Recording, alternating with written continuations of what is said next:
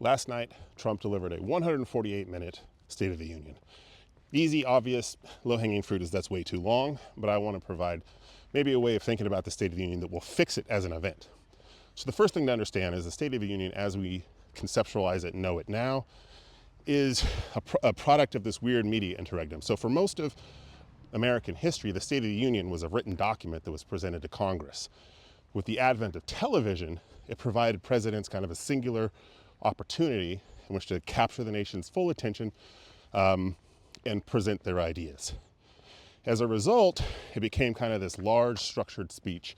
And over time, it kind of picked up a bunch of things that make for bad speech making overall. So how would I fix the State of the Union? First is kind of an authorial take, which is that have one person write it. There's an old saying that a camel is a horse designed by committee. How the States of the Union get written now is a bunch of people contribute, everyone's ideas get stuffed in. That's a horrible way to do it. The way to think about a good State of the Union is that it should have one overarching theme, maybe make 3 points. So think of the best speeches in American history, right? The Gettysburg Address, past, present, future. 7 years ago, that's the past. We are gathered here today to commemorate the fallen dead. And then it talks about the future of America and what the Civil War means. That's how State of the Union should be structured. What's your theme, and what are the four kind of main or three things that you want to hit within that theme? Second is, obviously, you got to shorten the speech. The best piece of advice that I was given as a young professor is that if you're going to give a talk, do everything you can to keep the talk short, and then when you think you're done, go back, cut it in half.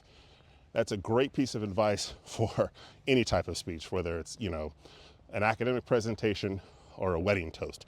Cut it in half. The great irony of speeches is that, the longer they are, the less memorable they are. The more you say, kind of the less that you convey. I would say no State of the Union should be longer than 20 minutes. I would aim for 15. If you can get it to 10, that would be awesome. That means kind of ditching a lot of the accoutrements that we've sort of come to expect.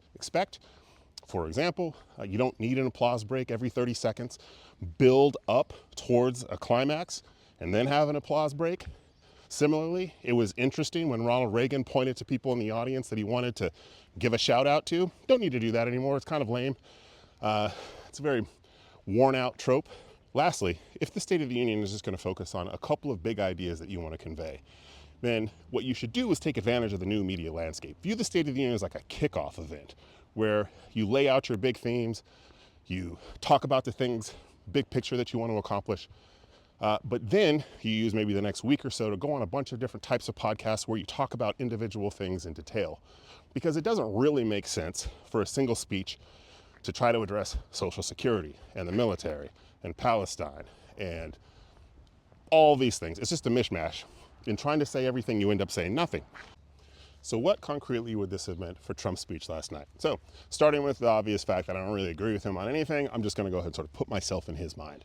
So 3 parts, right? Open with America is back. That's your theme, okay? Your 3 parts then are where the country was from his point of view when he took over, right? Describe all the crises, emergencies, blah, blah, blah. Second, talk about the things he's fixed in a quick and concrete way. And third, just lay out a plan for the future that touches on a couple of the most important legislative and thematic items that you're going to have. If any president ever took this advice, their States of the Union would be far more memorable than any we've ever had.